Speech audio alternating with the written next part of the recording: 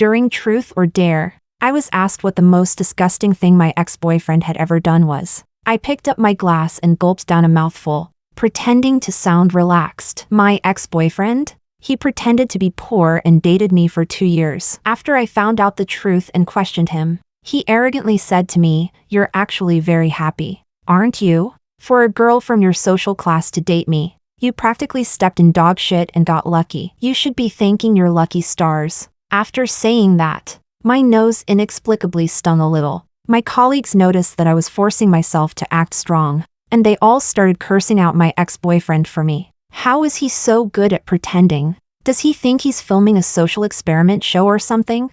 What the hell? And he even developed a superiority complex? Being poor was his persona. Being cheap is his true nature. Girl, you were right to break up with him. Keeping that kind of man around as a New Year's mascot would still feel unlucky. He said you stepped in dog shit and got lucky? He must know he's that pile of dog shit.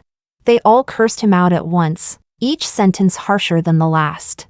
After listening, I downed another mouthful of alcohol. Actually, they were still being too gentle, really too gentle. Maybe it was because the alcohol had gone to my head. I started to regret that I hadn't slapped Oliver hard back then. Chapter 1. I didn't know how many glasses I had drunk. I stood up, preparing to go to the restroom. As soon as I got up, I felt the world spin around me, and my steps felt light and floating. A colleague, worried, grabbed my arm. I waved my hand and walked out carelessly. Only after leaving the private room did I realize I had really drunk too much. Even the lights in the hallway looked like they were swaying. But I didn't take it seriously. Humming a little tune, I went to the restroom, then hummed the same tune as I walked back out. Then, I saw a familiar figure standing at the end of the hallway. His nose, his outline, his side profile. Why did he look so much like my ex-boyfriend?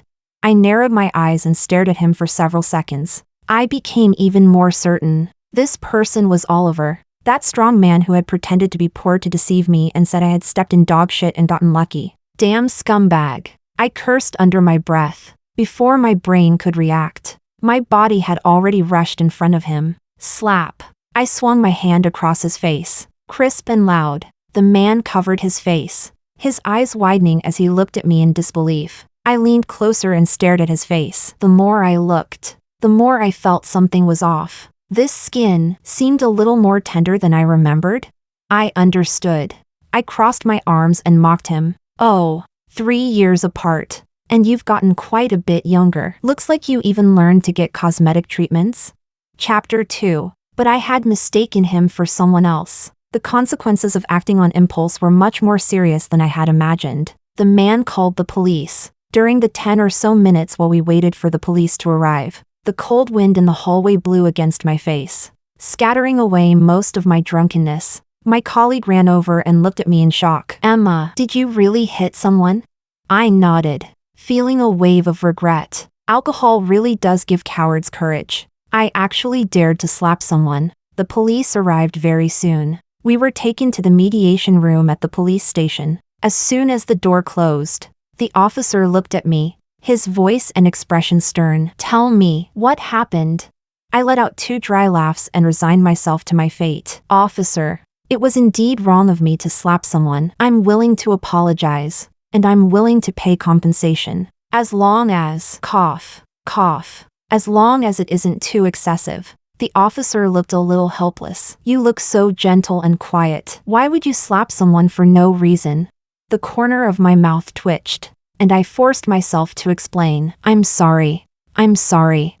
He looked too much like my ex-boyfriend. I drank too much and couldn't hold back. I thought he was that scumbag. So I slapped him." The officer took a deep breath, his expression complicated. "Even if he were your ex-boyfriend, you still couldn't slap him. If this gets serious, it could count as picking quarrels and provoking trouble. Do you understand?"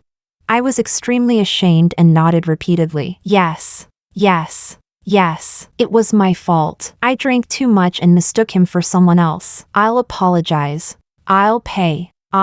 Before I could finish speaking, the man opposite me let out a mocking laugh. "Looks like your ex-boyfriend?" He looked me up and down, his gaze sweeping from my hair to my shoes, a blatant sneer hanging from the corner of his mouth. You? With your whole outfit looking like street stall junk, dressed tacky from head to toe, you could know someone who looks like me? He paused, as if he felt that wasn't enough, then added, I think those eyes of yours might as well be donated to someone who needs them. I held my forehead and couldn't refute a single word. Who could have thought? There was actually someone in this world who looked so much like Oliver. Alcohol really ruins things. It was rare that I wanted to drink until I dropped. Great, now tonight, I might really not be able to go home. Thinking of this, I no longer had the confidence to argue. I lowered my head and stared at the tips of my shoes. Seeing that I stayed silent, the man became even more enthusiastic in his mockery. Officer, look, even you think this is ridiculous, right? There's definitely something wrong with this person's brain. Someone like this should be sent straight to a psychiatric hospital. And she's still saying I look like her ex-boyfriend? A man who looks even 30% like me could never be with someone like this. I raised my head and couldn't help defending myself. Not 30%, more like 90%. I even thought my ex-boyfriend had gotten younger. When the man heard this, his expression became even more disdainful. That's even more impossible. The only person who looks especially like me is my older brother. He curled his lip and mocked me. My brother? You're even less likely to know him. He's countless times more impressive than I am. The distance between the two of you is like heaven and earth. If you could meet him once, you'd already have to thank your lucky stars. Date him? Even dreams aren't that unrealistic. I froze and suddenly lifted my head, unable to say even half a word. Seeing that I didn't speak, the man spread his hands, looking as if he had already seen right through me. Actually, it wasn't that I didn't want to refute him. It was that my mind had become a complete mess. What he had just said sounded somewhat familiar. For a girl from your social class to date me, you practically stepped in dog shit and got lucky. You must be thanking your lucky stars, right?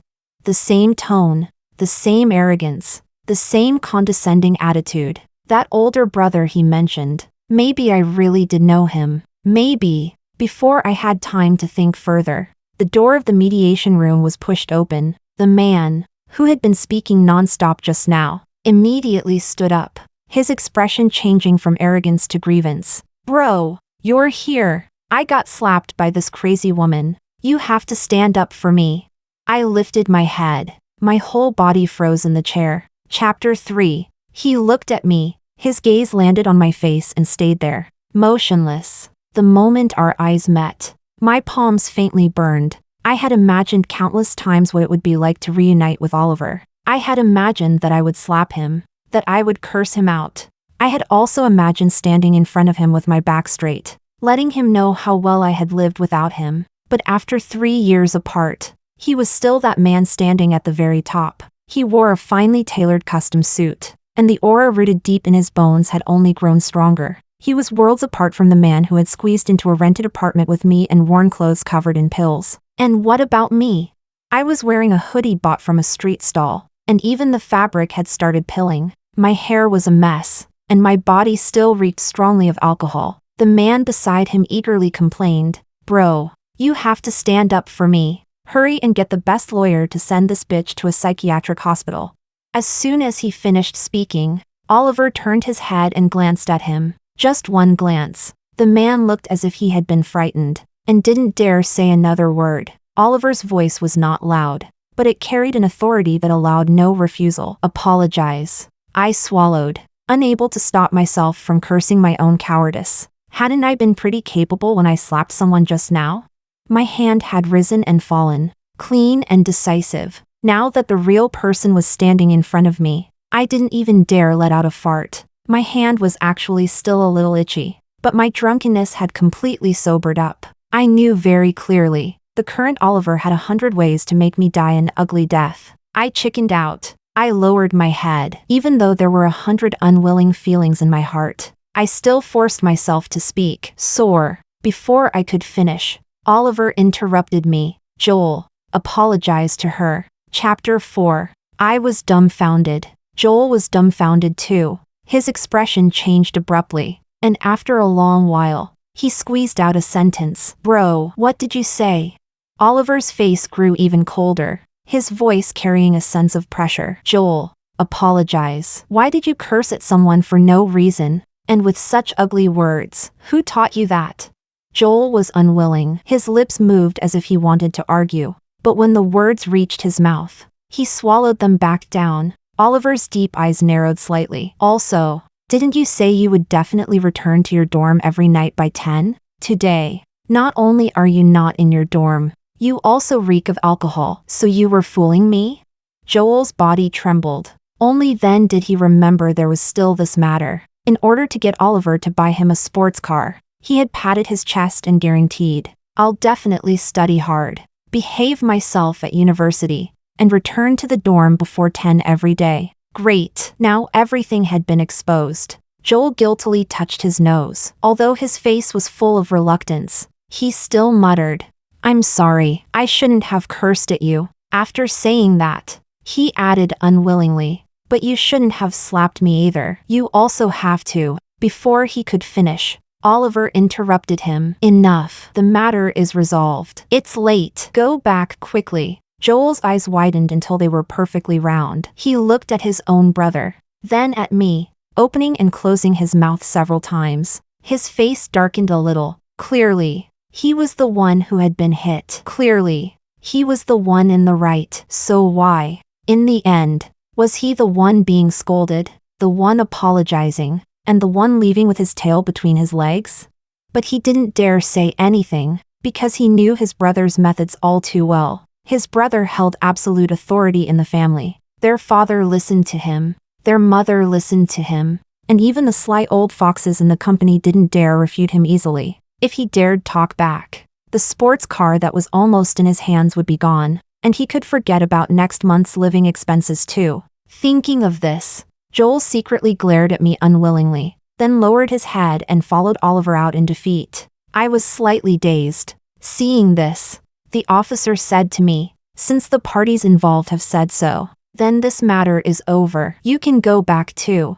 I remained in a trance for quite a while before slowly walking out of the police station. The night wind rushed toward me, chilly and cold enough to make me shiver. I stood on the steps and looked up at the sky. There were no stars visible in the night sky, only a crescent moon hanging at the edge of the sky, lonely and alone. At that moment, I heard Joel at the entrance crying and wailing at the top of his lungs. Bro, since you already came to the police station, can't you just take me along too? He tried to play the family card. Bro, dear brother, the school curfew has passed. I can't get back to the dorm. I'll stay at your villa tonight. I don't want to go home. Tomorrow morning, just have the driver send me back to school. Oliver's face was cold. You can stay. Take a taxi there yourself. Joel's eyes widened like copper bells. Bro, you're my own brother. Why do I have to take a taxi myself? Can't you just take me with you? Oliver ignored him. Out of the corner of his eye, he seemed to notice me. He walked straight toward me, his voice softening a little. Emma, it's very late. It's hard to get a taxi here too. I'll take you home. Behind him, Joel was so shocked he couldn't speak, his eyes darting back and forth between me and his brother. I raised my eyes and looked at Oliver, my feelings extremely complicated. I couldn't describe what it tasted like. At that moment, there was only 1 meter between us. The streetlight slanted across his face, making his brows and eyes appear even deeper. Subconsciously, I still wanted to draw a clear line between us, so I refused. No need. Mr. Oliver, my best friend is coming to pick me up. As soon as I finished speaking, the sound of an electric scooter horn came from the roadside. My best friend rode her little electric scooter slowly closer, finally braking to a stop at the entrance of the police station. She spotted me at once. After getting off the scooter, she fished a helmet out of the basket. Then she strode toward me, put the helmet on my head, and with a click, fastened the strap for me. My best friend didn't give Oliver a pleasant expression, because she knew about my past with Oliver. When she passed by Oliver, she even dragged out her words, speaking in a sarcastic tone. Oh my, which noble young master is this? How frightening for ordinary people like us. After saying that, she glanced at me again. Emma, we really need to stay far away from people like that. Some people look decent enough on the outside, But who knows how filthy they are behind the scenes. After saying that, she even rolled her eyes dramatically at Oliver. She pulled me onto the back seat of the electric scooter. As soon as I sat firmly, the scooter shot forward with a whoosh. Joel's curses came from behind us. Speechless. What is that woman being so sarcastic for? What kind of manners does she have? Today is seriously the unluckiest day of my life. The wind whistled past my ears. Joel's curses behind us were thrown farther and farther away. I didn't speak. I only gripped the handle behind the seat tightly. My nose felt a little sore and swollen, and I subconsciously sniffed. My best friend sensed something was off and joked. "Emma, you're not crying, are you? Fine. If you're too sad, my back is available for you to lean on." I froze for a moment, then slowly rested my forehead against her back. I didn't cry. I just felt that the night wind was rather strong. Chapter 5. By the time I got home, it was almost midnight. I carefully opened the door, only to see my mother sitting on the sofa. She was clearly waiting for me. Thinking of what had happened tonight, I pretended to be casual and asked, "Mom, why aren't you asleep yet?" After seeing me come in, her tightly furrowed brows clearly relaxed. Her gaze finally stopped on my face. "Emma, why did you come back so late? Your eyes are a little red too. Did you cry?" I pretended to be calm, waved my hand, and sat beside my mom with a smile. Then I explained. I was in a good mood today, so I drank quite a bit with my colleagues. As I spoke, I deliberately leaned closer to her. "Smell me. Don't I reek of alcohol?" A trace of confusion flashed through Mom's eyes, and she said, "But you only drink this much when you're in a bad mood. Did something happen? Did you run into someone?" My heart skipped a beat, but my expression didn't change. How could I possibly run into anyone? Mom said faintly, "I didn't say who you ran into." For a moment, I was at a loss for words. She sighed, her voice softening a little. "Emma, I won't interfere with your relationships, as long as it isn't Oliver. Back then, he caused you to." She stopped, as if she felt she shouldn't bring it up again. "Forget it. Let's not mention him. Mom just doesn't want you to be that sad again." My nose stung a little, and I forced out a smile. "Mom, don't worry. Right now, my mind is only on work. I don't think about anything else." Mom looked at me with a complicated expression. Her lips moved, clearly as if she still had something to say. But in the end, she only sighed and said nothing. Actually, I understood what my mom wanted to say. What she wanted to talk about was what happened 3 years ago. So, what exactly happened 3 years ago? Chapter 6. After I got together with Oliver, I felt sorry that he had no money, so I always rushed to pay on dates. And when we ate out, I specifically chose cheap restaurants. When the two of us watched movies, I specifically chose half-price days. On his birthday, I spent a month's salary buying him a watch. When he took it, his expression was indifferent. I even thought he felt bad that I had spent money. And on my birthday, he gave me a flower he had picked from the roadside, its petals already wilted. I didn't want him to feel inferior because he had no money, so I deliberately held it in my hands and cherished it. I even secretly saved money to buy a diamond ring. I thought that when he proposed, if he couldn't afford a ring, I would take this one out and tell him, "It's okay, I have one." That day, I had just bought the ring I liked. After returning home, I saw Oliver's phone on the coffee table. A message popped up on the screen. "Tonight, SK Club, room 808. Be there or be square." I froze for a few seconds, thinking I had seen it wrong. I stared at it several times before confirming that I hadn't misread it. SK Club. It was the most high-end club in this city, and everyone who went in and out was rich. Oliver was someone with no job, someone who spent all day in the library preparing for the civil service exam. What was he going to that kind of place for? At that moment, countless thoughts flashed through my mind. Was he cheating? Was it spam? While my mind was running wild, Oliver walked out of the bedroom, carrying his bag, his tone the same as usual. "Emma, I'm going to the library to study. I might come back a little late tonight." I forced out a smile and nodded. After he left, the unease in my heart grew wildly like weeds. Half a year earlier, Oliver told me he wanted to take the civil service exam. Naturally, I fully supported him, and I even specially rented this apartment with a study. So, every day, he carried his backpack out to the library and only came back at night, rain or shine. I felt sorry for the pressure he was under from studying, so I rarely asked about his preparation. I only cooked him different kinds of delicious food, thinking I could help nourish his body. Thinking of this, I walked into his study. On the bookshelf sat a thick stack of civil service exam prep books. I casually pulled one out and opened it. The notes were densely written, and the key points were marked everywhere.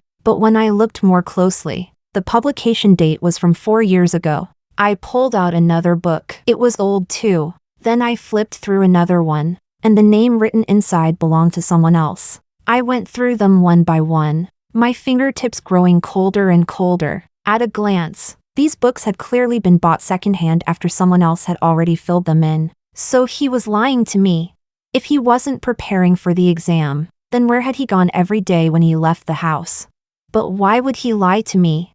I struggled with it for a long time, and in the end, I decided to go to SK Club to take a look. Chapter 7. I stood at the door of room 808. Through the door, I heard Oliver's contemptuous voice. My girlfriend is just too naive. I casually made up an excuse about preparing for the civil service exam, and she actually believed it. She even told me to focus on studying. In reality, I just thought she was too clingy, so I found a random excuse to go out every day. She believes anything I casually say. She really is too easy to fool. Someone spoke up. Of course, you two have been dating for 2 years, and she still never suspected your family background. She really thought you were dirt poor. Exactly. Oliver sneered. She even said she could support me. Piercing laughter came from inside the private room. Ha ha ha. Can she afford to support you? Does she know how much monthly spending money you get? After the laughter died down, another male voice sounded. Honestly, Oliver, your girlfriend treats you pretty well. You've been deceiving her like this. Aren't you afraid she'll make a scene if she finds out? Oliver gave a derisive laugh and replied carelessly. Make a scene? Impossible. If she knew she was dating a rich second-generation heir, no. My family hasn't been poor for generations, so I should be called a rich nth-generation heir. She would definitely be endlessly grateful and feel like her ancestors' graves were emitting lucky smoke. After a pause, he added, but I'm getting a little tired of her. In 2 months, I'll say I failed the civil service exam and that I'm not good enough for her. Then break up with her directly. That shabby smell poor people carry. I don't want it clinging to me for too long. Someone asked back. Is it really that serious? It is. Oliver's tone was playful. Dating a poor person is fine, but marriage is absolutely impossible. Poor families have terrible fortune. If you get involved with them, you'll be dragged into bad luck. I stood at the door, my fingers clenched until they turned white. What right did he have to say that about me? Back then, I was young and hot-blooded. Rage rushed straight to my head, and I pushed the door open, with only one thought in my mind. Slap him, curse him out. But the moment I went in, I was completely stunned. The private room was filled with a kind of luxury I had never seen before, with the scent of money in every corner. The crystal chandelier on the ceiling dazzled my eyes until they hurt. There were even diamonds embedded in the walls. The air was filled with the scent of custom-made fragrance. The people inside were wearing luxury brands that I had only ever seen in magazines. They drank and chatted, every movement radiating ease. And I was wearing a cheap dress. I was incompatible with everything here, like an extra who had wandered onto the wrong set. They looked at me, first froze for a second, and then burst into laughter. Where did this country bumpkin come from? Who ordered her? It definitely wasn't me. How could there be such a tacky woman here? She's not bad-looking, but her taste is awful. She doesn't think she's Cinderella, does she? The waves of laughter came one after another, stabbing into me like needles. I stood there helplessly, my face burning hot. Only after the laughter ended did Oliver slowly stand up, lowering his eyes to look at me. Why are you here? I stared at him fixedly, my voice trembling. Oliver, why did you lie to me? At that moment, I thought he would feel guilty, ashamed, or explain himself. But he didn't. He just stood there, looking down at me from above. Stop pretending to be pitiful. His voice wasn't loud, but it pierced my heart like a needle. My entire body turned cold. He gave a cold laugh and continued criticizing me. Emma, you're actually very happy, aren't you? For a girl from your social class to date me, you practically stepped in dog shit and got lucky. You should be thanking your lucky stars. A wave of heat rushed into my eyes. I clenched my teeth tightly and forced the tears back. But my voice betrayed me. The moment I spoke, it trembled uncontrollably. What gives you the right to say that about me? After I finished speaking, that heat surged up again. I turned my head away, not wanting him to see my eyes. But Oliver suddenly laughed, turned around, and pointed at the red wine on the coffee table. Do you know how much this bottle of wine costs? 50,000. If you can finish this bottle, I'll give you 50,000. Consider it compensation. I was so angry that my entire body trembled. Who the hell cares? I have 50,000 too. The laughter around us rang out again. Oliver, this is your girlfriend? She really does seem shabby. You have 50,000 too? So rich. How about changing out of those polyester clothes first? Has she watched too many idol dramas? This is hilarious. She doesn't think rich people like this kind of stubborn woman. Does she? Oliver sneered, his voice full of contempt. Comparing all your savings to my pocket money? Interesting. The blood in my body seemed to freeze. These words had actually come from the person I loved most. The ring box in my pocket suddenly dug into me so painfully. At that moment, I finally saw my former beloved clearly, and I, who had given him my sincere heart, was utterly ridiculous. I don't remember how I walked out of that private room. I only remember that the hallway was very long, and the lights were very bright. From then on, Oliver never appeared again in the apartment I had rented. The civil service exam books I bought him, the clothes I had chosen for him one by one, he disdained even coming back to collect them. It turned out that the things I could only afford by working desperately hard were things he didn't care about at all. We were destined not to be people of the same world. Every time I thought of that memory, my chest hurt so badly that I couldn't speak. It hurt so much that I truly couldn't sleep. I got up and poured myself a glass of water, then took a sleeping pill from the bedside table. I couldn't think about these things anymore. I still had to work tomorrow. Chapter 8. I worked as a sales assistant in a gold jewelry store. My performance was neither good nor bad, and my income was fairly decent. I just hadn't expected Joel to suddenly appear. When he pushed the door open and came in, I was bending over, organizing the jewelry inside the display counter. As soon as I looked up, I saw him standing at the entrance. His gaze swept around the store once before finally landing on me. He walked over, his chin slightly raised, his tone carrying a hint of command. You, come here, I have something to say to you. I glanced at him and continued lowering my head to arrange the necklace. I'm working. Besides, we're not close. He gave a cold snort, his arrogant manner exactly the same as his brother's. We're indeed not close. But you're close with my brother. I've already looked into it. You're my brother's ex-girlfriend. As soon as the colleagues in the store heard there was gossip, they secretly glanced over. Joel swept a cold look at them. What are you looking at? My colleagues awkwardly lowered their heads. I couldn't be bothered with Joel and turned to go to the counter at the back. Wait. Joel took a card out of his pocket and placed it on the counter. Who's the manager? I want to buy 100 grams of gold bars. The manager's eyes lit up, and she immediately presented the packaged gold bars to him with both hands at the fastest speed. Joel took the bag and looked at the manager. Now, can I talk to this employee alone?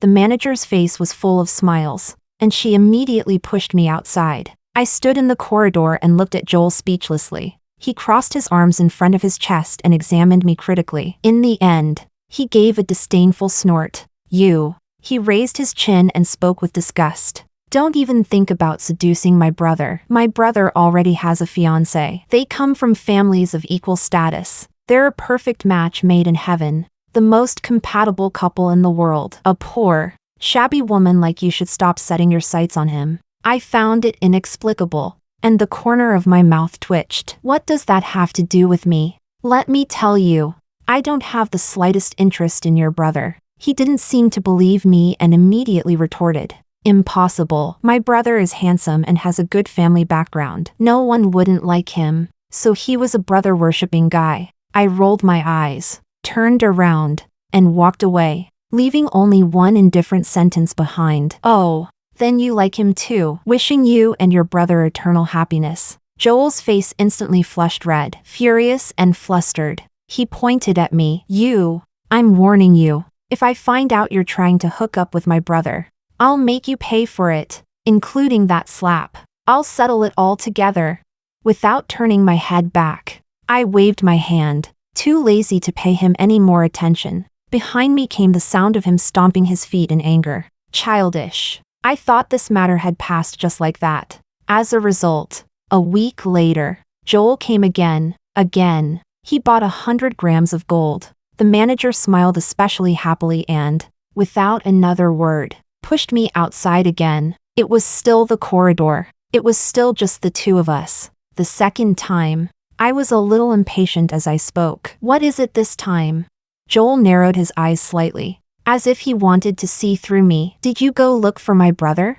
I was instantly speechless. He stared at me, his eyes narrowing even more. "My brother and his fiancée broke off their engagement. Their engagement has been in place for 3 years. How could they just break it off like that? If you didn't do it, who did?" I was practically laughed into anger. My temper shot up at once. I looked at him irritably. "Joel, do you think ordinary people like us are the same as rich kids like you, with nothing to do every day except talk about romance? I stand for more than 10 hours every day to make money, to the point where I can barely straighten my back. Where exactly did you get the idea that I have time to go look for your brother?" I tugged at my collar, revealing the medicated plaster stuck to the back of my neck. "See this? A pain relief patch. This thing, I have several of them stuck on my body. I'm already exhausted to this point. And you still think I would go look for your brother?" At this point, I gave a self-mocking laugh. "For you people, it's living. For me, it's surviving. Someone like me, how would I dare dream of your brother?" After saying that, I walked away without looking back. Behind me, Joel stood frozen in place, somewhat at a loss. 2 weeks later, Joel came yet again. This time, he made an even bigger move and directly bought 300 grams of gold, but requested that it be counted under my sales performance. The manager smiled so widely she could barely close her mouth, and without another word, pushed me outside. It was still that corridor. I looked at him and felt somewhat helpless. My voice weak and drained. "Joel, I'm telling you, there really is nothing between me and your brother. I don't have the time or energy." He was not as arrogant as before. His voice was slightly hoarse. "I'm sorry." I froze. Joel lowered his head, his eyelashes drooping, his voice muffled. "I know everything now." I looked at him blankly, my mind completely empty. What trick was he playing now? Seeing that I didn't speak, he suddenly lifted his head. His eyes were actually red. "I know everything about you and my brother. You too. Can you get back together?"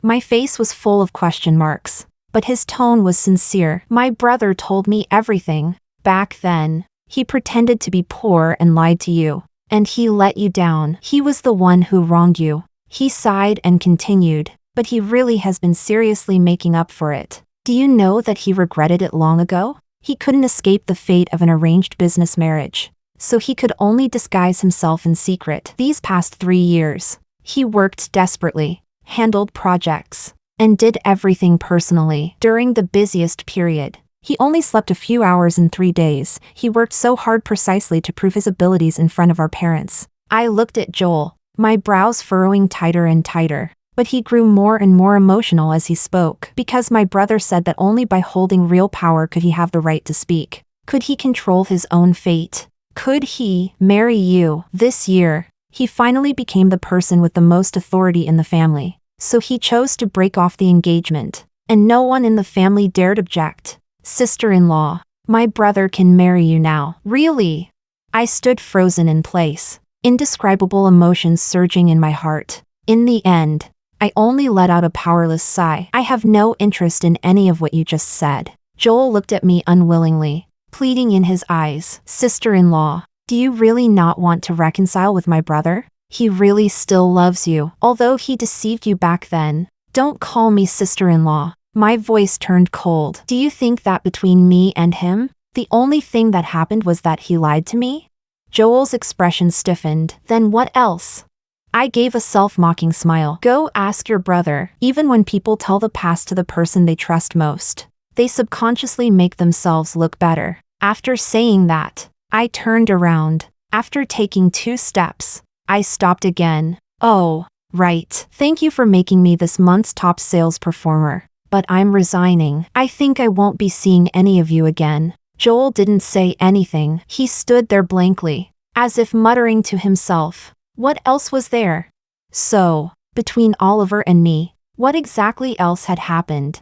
Chapter 9. After separating from Oliver, I didn't even have time to be sad, because my mom suddenly fell ill. To give her a better treatment environment, I brought her to the first-tier city where I lived. Her illness was far more serious than I had imagined. Kidney failure. She needed a kidney transplant. Fortunately, the hospital had a kidney source. Unfortunately, the surgery fee plus follow-up treatment would cost at least more than $400,000. My parents took out all their savings, but it was only a little over $200,000. My own savings were only $80,000. At that moment, I finally understood the killing blow behind Oliver's words. Comparing all your savings to my pocket money? But I had no time to wallow in sorrow. To raise money, my father listed the house in our small county town for sale, but no one would buy that kind of old, run-down little apartment. In order to gather the money as quickly as possible, I went through my entire contact list, only to realize that no one could lend me $100,000 all at once, except Oliver, whom I had blocked. I gritted my teeth and, with the attitude of giving it a try, went to SK Club again, at room 808. I mustered my courage and pushed the door open once more. When they saw me, everyone laughed. I pretended not to hear them, walked up to Oliver, and stubbornly pulled him into the hallway. He crossed his arms over his chest, lifted his chin slightly, and looked at me with interest. I gathered my courage and spoke. Oliver, my mom is sick. We're still short $100,000 for the surgery. He narrowed his eyes and laughed out loud. What does that have to do with me?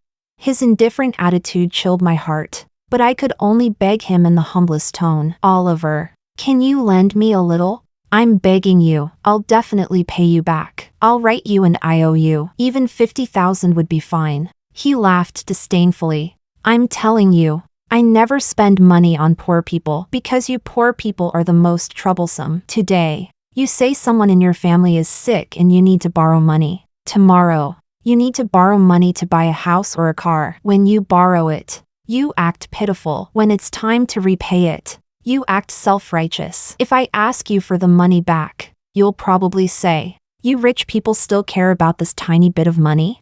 I was choked speechless. I reached out and grabbed his arm, begging humbly, Oliver, even if I'm begging you. He impatiently shook me off. Are you annoying or what? You were the one who blocked me first, and now you're shamelessly coming to me to borrow money? I've never seen someone as shameless as you. I won't lend it. I won't lend it. My parents told me since I was little that you shouldn't lend people money. Lending money is like lending your fortune to someone else. He flung me off so hard that I staggered and fell heavily onto the floor. My knee hit the ground, aching sharply. A patch of skin on my palm scraped off, burning with pain. He didn't even look at me before turning around and leaving. I sat on the floor. The lights in the hallway were glaringly bright, and in the end, I couldn't hold back my tears. But the moment I thought of my mom still waiting at the hospital for money to undergo surgery, I wiped away my tears, braced myself against the floor, got up, and jogged after him. He didn't return to the private room. Instead, he walked out of the club. There were always some salesmen lingering outside the club entrance, specifically targeting those rich people who looked foolish and loaded. But whenever the security guards saw them, they would curse and drive them away. When I followed him out, I happened to see a security guard chasing away a man with a backpack. Get lost. Get lost. Don't even think about selling things here. The security guard pushed him hard. The man was shoved so hard that he stumbled, looking extremely wretched, but he still bent over and apologized repeatedly. At that moment, Oliver strode forward and scanned the payment code hanging around the man's neck. Alipay received 100,000 yuan. When the notification sounded, the man froze. The security guard froze too, but Oliver acted as if nothing had happened and said calmly, just consider it money to get rid of a beggar. The man was so excited that he thanked him again and again. I stood a few steps away, my whole body as cold as if someone had poured a bucket of icy water over me. I knew what he was doing. He was humiliating me in this way. But what was dignity worth? Could dignity be exchanged for my mom's life? I walked forward and grabbed his arm tightly. He shook me off at once. My knees went weak, and I knelt straight down on the ground, saying the most humiliating words I had ever said in my life. Oliver, I'm begging you, just treat it as money to get rid of a beggar. He stood in front of me, looking down at me from above, a mocking smile hanging from the corner of his mouth. Don't say that. I don't want to admit I've slept with a beggar. How disgusting. It was as if someone had slapped me hard across the face, and my mind buzzed loudly. He was too lazy to look at me again and waved at the security guards behind him. Aren't you going to hurry up and drive her away? Just looking at her is annoying. 2 security guards immediately stepped forward, one on each side, grabbed my arms, and dragged me away. I struggled and looked back, only seeing his back. At that time, I couldn't think of a better way to gather enough money for the surgery. I borrowed from every online loan platform I could and applied for 3 or 4 credit cards, robbing Peter to pay Paul. I somehow managed to scrape together $100,000. I comforted myself. It's okay. I have a stable job. In a couple of months, I'll even get promoted and receive a raise. If I pay it back slowly, I'll eventually clear it. I was too naive. A few days later, I was fired by the company. HR pushed a severance agreement in front of me. When I pressed her for the reason, she lowered her voice and told me I had offended a wealthy heiress. She had agreed to cooperate with our company, but her condition was that I had to be fired. A wealthy heiress. Alicia, Oliver's fiancée. I walked out of the office building numbly, holding my N+1 severance pay. When I looked up, I saw a news headline on the screen of the building across the street, a marriage alliance between wealthy families. Oliver and Alicia are engaged. The 2 of them were a golden couple, perfectly matched in family status. I stood among the crowd, looking up. How ironic. At that moment, I felt so tired, truly so tired.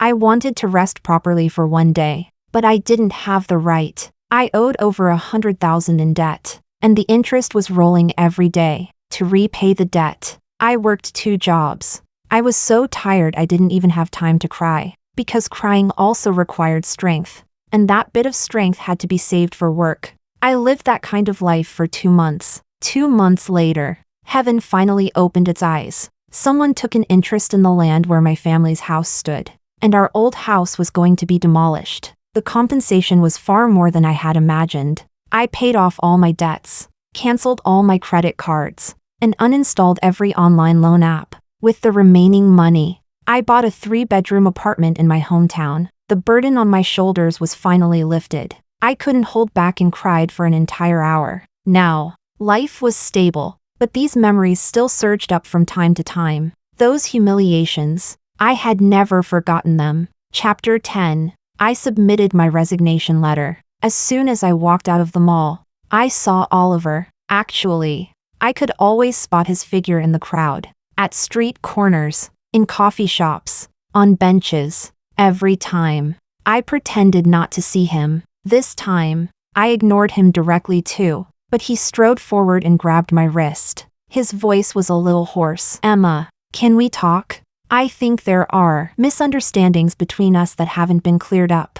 I looked at him, my expression calm. Go ahead. Oliver's eyes were red, and his Adam's apple bobbed. Emma, I regretted it a long time ago. After separating from you, I finally realized how outrageously wrong I was. That day at the police station, I made Joel apologize. Actually, I knew the person who should apologize most was me. Sorry. I apologize to you for my past deception and arrogance. I'm sorry. Emma. I looked at Oliver. I hadn't expected him to apologize to me, but this apology had come too late. He held my arm, his tone suddenly turning anxious. But, Emma, you know my family. They wouldn't allow me to marry you. So from the moment I realized I had fallen in love with you, I kept working hard. I kept fighting for the possibility of marrying you in the future. I knew that only by holding real power could I. Your brother already told me all that. I interrupted him without mercy. There's no need to say it again. His expression paused,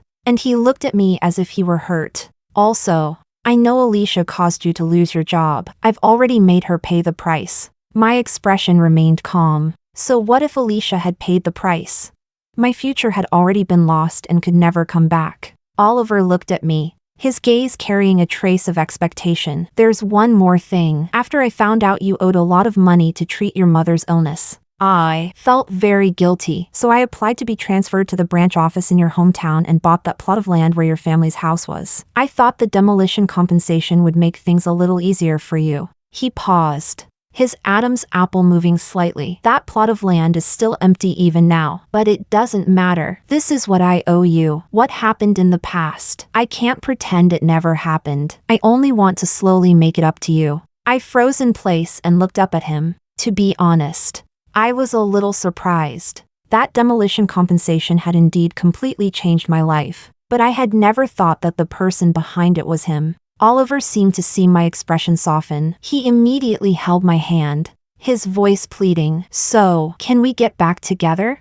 I'm begging you, Emma. Chapter 11. I sighed and spoke softly. Oliver. Some words were truly too heavy for me back then. Your deception and arrogance had already worn away all the affection between us. He didn't speak. He only lowered his head in silence. I took a ring out of my bag and spread it in my palm. Oliver. I'm going back to my hometown to get married. He suddenly lifted his head, his voice tightening. You're getting married? I didn't answer his question. I only asked, is the ring pretty?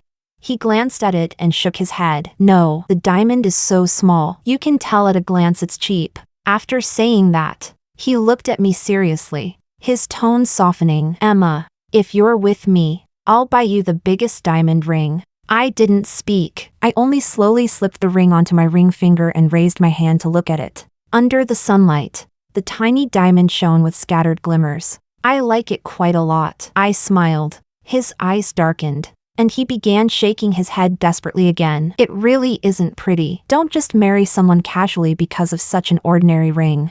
I only found it funny and gave a self-mocking smile. But you never even bought me such an ordinary ring. His expression froze, and his eyes reddened at once. Emma, I'll buy one for you. I'll go buy it right now. This ring doesn't suit you at all. Really? Only the most expensive diamond is worthy of you. I'll buy you the best one. Can we throw this one away?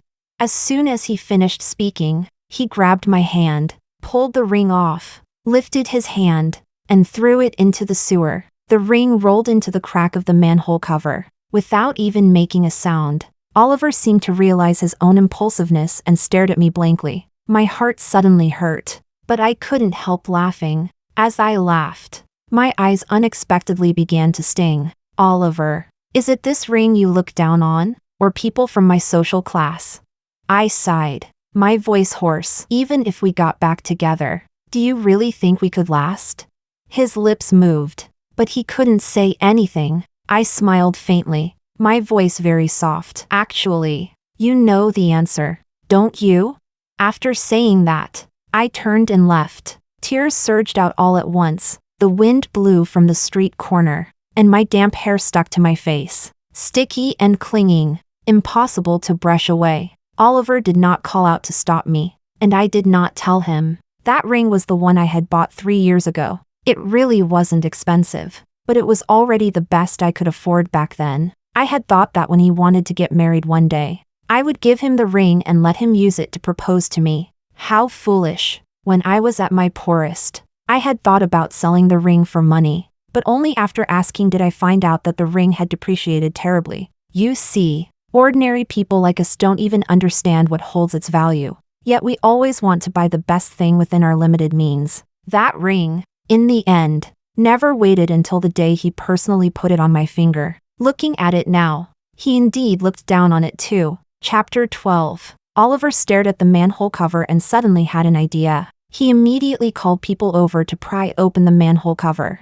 Fortunately, there was no accumulated water underneath. The ring was quickly fished out. Oliver looked at the ring wrapped in tissue and took half a step back in disgust. He pinched his nose and signaled for his assistant to take the ring. The reason he had gone to such lengths to retrieve the ring was because he wanted his assistant to investigate the buyer of this ring. In his eyes, agreeing to get married wasn't the same as actually getting married. With his ability and methods, he had plenty of ways to make other men retreat in the face of difficulty. 3 days later, the assistant came to Oliver with the ring. Oliver leaned back in his chair and didn't even lift his eyelids. "Who bought it?"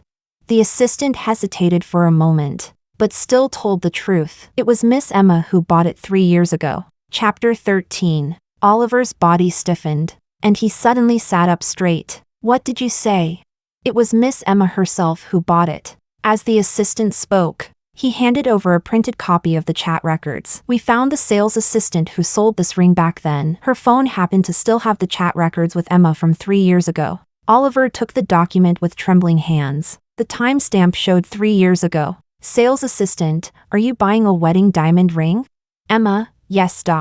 I saw the Moments posts you shared. I like all of these styles very much. Sales assistant, if you like them, you can come take another look this afternoon. Will you and your boyfriend be coming together? We'll prepare tea in advance." "Emma, my boyfriend doesn't know. I want to secretly buy it and give him a surprise. Things haven't been going very smoothly for him lately. And he's under financial pressure too, but our relationship is very good. I think that since we love each other, I can buy the ring, and then let him put it on me. Sales assistant, I believe your boyfriend will definitely be very moved. I also wish you both a lifetime together. Sweet and happy. Emma, thank you.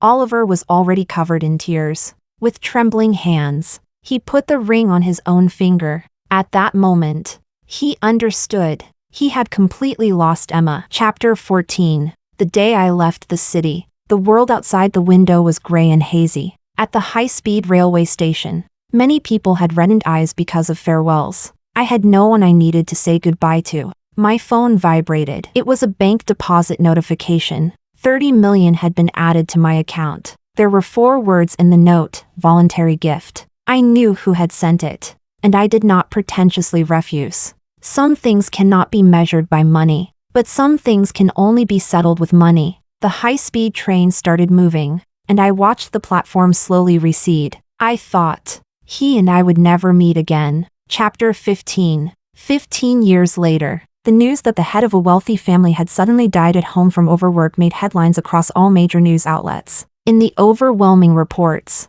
his legendary story was written again and again. The media exhausted every word of praise. The distribution of his estate also became a trending topic. According to his lawyer, Mr. Oliver wrote a will before his death. He left all his assets to one lady. The day the news spread, everyone was discussing who this heir was. No one knew who the person who received all his wealth was. Just like no one remembered their past.